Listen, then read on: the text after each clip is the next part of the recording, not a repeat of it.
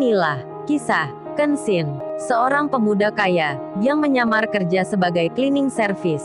Versi Kauri TV, episode 236. Ririn saat merasa yakin ketika melihat seseorang yang di depannya ini pernah dijumpai di suatu tempat. Segera saja ia bertanya pada orang yang dimaksud. Ririn itu bicara dengan nada yang pelan. Mas mohon maaf nih ya. Apa masnya ini udah lama kerja di sini ya? Mendapat tanya yang tiba-tiba, Iwan berasa kaget sekali. Seakan bingung tak siap. Namun Iwan itu pun mau tak mau harus menjawabnya. Si Iwan lalu bicara, "Oh itu Mbak, saya kerja di sini baru 2 hari ini." Ririn pun menyahutnya, "Oh gitu ya, berarti masnya pekerja baru nih." Susanti, yang kebetulan masih ada di sebelahnya Ririn, ia pun ikut bicara pula. "Iya Mbak, dia ini memang pekerja baru di sini. Makanya kita kasihan, meski kerjanya kurang rapi, kita nggak pernah marah. Maklum Mbak, selama ini kan, kita sudah terbiasa dengan cleaning service yang sebelumnya. Yang kerjanya cekatan, bersih, rapi, cepat, tak pernah telat pula." Susanti itu malah membanding-bandingkan. Nampak di balik bicaranya itu, ia seperti menjelek-jelekan Iwan. Jadinya si Iwan itu merasa malu mendengarnya, karena di depannya ada wanita yang pernah ke tempat kosnya. Namun Iwan itu hanya terdiam saja, tak membalas balik. Apa kata Susanti? Ririn sendiri di samping mendengar hal itu, nampaknya ia terlihat sedang mengambil handphone yang berada di dalam tasnya. Lalu ia mencari-cari sesuatu yang dipikirnya. Tak berselang lama kemudian, ia bertanya lagi pada Iwan sambil melihat layar HP itu. Ririn bicara, "Oh iya maaf nih ya. Kok saya ini pernah lihat masnya ya? Rasanya pernah bertemu di mana gitu." Kemudian, Ririn membaca alamat yang ada di handphonenya itu. Yang mana hal tersebut adalah alamat tempat tinggal yang disewa Kenshin. Karena Ririn menyebut langsung tempat kos-kosan itu, jadinya membuat Iwan merasa deg-degan. Kaget-kaget dibuatnya. Tak mungkin ia mengatakan yang sebenarnya, karena bisa-bisa keberadaan Kenshin akan ditanya pula. Gawat-gawat nih, Iwan tersadar hal itu. Kemudian dirinya bicara. Iwan itu berkata, "Maaf Mbak, tapi sepertinya saya nggak pernah bertemu dengan mbaknya ini sebelumnya. Jadi mungkin mbaknya salah kira kali." Lalu Iwan itu berucap lagi. Ia bermaksud berpaling, hendak akan berpamitan, minta izin keluar. Iwan itu berkata, "Maaf ya Mbak, saya tinggal dulu. Ini saya mau buang sampah ini ke belakang." Iwan bicara begitu saja, lalu ia berjalan menuju pintu keluar, meninggalkan Ririn, yang tak lain tamu penting di tempat ini. Dikarenakan hal itu, Iwan yang terkesan tak sopan, meninggalkan tamu begitu saja. Jadinya, membuat para pegawai di situ, yang khususnya di dekat Ririn, jadi marah sekali. Mereka bicara di hati, "Kurang ajar banget nih. Cleaning service baru ini tak punya rasa malu, tak memiliki sopan santun." Termasuk pula dengan Susanti. Ia makin benci sekali. Jengkelnya setengah mati.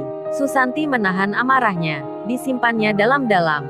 Sampai nanti, jika tamu di sini sudah meninggalkan tempat ini, Ririn sendiri yang baru mendengar ucapan Iwan, ia pun merasa aneh akan sikapnya pria itu yang mengaku tak mengenalnya. Tak pernah bertemu pula, hingga sore pun datang. Aktivitas kerja akan berakhir. Iwan rupanya, selepas keluar dari membuang kotoran, nampaknya Iwan itu tak ingin kembali lagi ke tempat kerjanya semula. Dirinya tetap ada di belakang, memilih untuk membersihkan selokan. Jadinya para pegawai itu yang menunggunya sampai sore hari, sampai waktu kerja habis. Mereka tak bertemu dengan cleaning service yang dimaksud. Berjalanlah waktu, menit dan detik terlewati. Malam hari pun tiba. Setelah Iwan berada di tempat kosnya, ia pun bercerita ke Kenshin jika tadi ia bertemu dengan wanita yang tempo hari pernah ke sini. Kenshin pun menyimaknya. Sempat terkejut dibuatnya, karena dirinya tahu yang dimaksud Iwan itu adalah Ririn. Panjang lebar Iwan bercerita. Kenshin jadi merasa senang saat tahu rahasianya masih terjaga. Lalu ia pun berencana esok akan kerja lagi. Malam-malam yang terlewati, hari-hari sudah berganti. Si Iwan anak desa yang datang ke kota, yang bekerja jadi cleaning service di suatu perusahaan, Tak disangka, ia pernah menjalin asmara dengan seorang wanita yang dulu menjadi teman kerjanya. Namun setelah lama tak berjumpa, wanita itu kini menjadi sombong sekali, melupakan masa lalunya. Si Iwan sebelum tidur masih membayangkan hal itu. Ia teringat-ingat akan sikapnya Susanti di waktu siang tadi. Kenshin sendiri juga sama. Sebelum tidur di malam ini, ia masih mengira-ngira, memikirkan tentang Ririn. Kenapa Ririn itu kok ada di situ, ada di tempat kerjanya Iwan? Kenshin jadi khawatir sendiri. Jikalau nanti tiba-tiba ada Ririn saat dirinya bekerja, Kauri yang malam ini di tempat tidurnya. Rupanya dirinya sedang bermimpi. Ia bertemu Kenshin yang sedang kerja menjadi cleaning service di perusahaan lain yang serasa asing baginya. Setelah beberapa saat, Kauri itu pun terbangun. Lalu ia mengingat mimpi yang baru dialaminya. Rupanya sebelum tidur tadi, Kauri teringat cerita Kenshin di mana tempatnya bekerja. Tak berselang lama kemudian, pagi pun datang menjelang. Kenshin dan Iwan bersiap akan berangkat kerja. Lalu tiba-tiba terdengar suara handphonenya Kenshin berbunyi. Setelah dilihat, adiknya Nita yang menelpon. Kenshin pun mengangkatnya. Lalu ia bicara, "Halo, ada apa Nita? Kamu telepon pagi gini?" Adiknya pun menjawab, "Kak, aku boleh pinjam mobilnya ya? Aku pakai belajar dengan ayah." Kenshin menjawabnya, "Iya nggak apa-apa, kamu pakai aja. Tapi hati-hati ya Nit, itu mobil bukan pada umumnya. Kecepatannya tinggi, cara kemudinya juga beda. Apa nggak baiknya aja kamu pakai mobil biasa?" Nita menjawab, "Nggak kak, aku pingin pakai mobil ini. Kan entar kalau ayah belikan, aku udah bisa, gak perlu belajar lagi." Kenshin menjawab, "Ya udah kalau gitu, kamu harus hati-hati ya. Oh iya itu Nita, kalau bisa Pak Michael aja yang ngajarin kamu, atau Pak Michael itu diajak pula, biar rada aman." Rupanya yang dimaksud Nita adiknya itu adalah mobil supercar Kenshin yang berlimited edition, berwarna putih, bertuliskan nama Kenshin, yang akan dipinjam untuk belajar. Di saat itu Iwan mendengarnya. Lalu ia bertanya, bro, ada apa kok adikmu telepon pagi-pagi gini? Apa ada hal penting bro?" Kenshin melihat Iwan, lalu ia menjawab, "Oh itu Wan, adikku mau belajar mengemudikan mobil." Lalu Iwan menyahut, "Oh gitu ya bro, tak kira adikmu itu udah bisa nyetir sendiri." Lalu Kenshin bertanya, "Terus apa kamu sudah bisa Wan mengemudi mobil juga?" Iwan menjawab, "Ah lu bro, pagi-pagi udah menghina gue.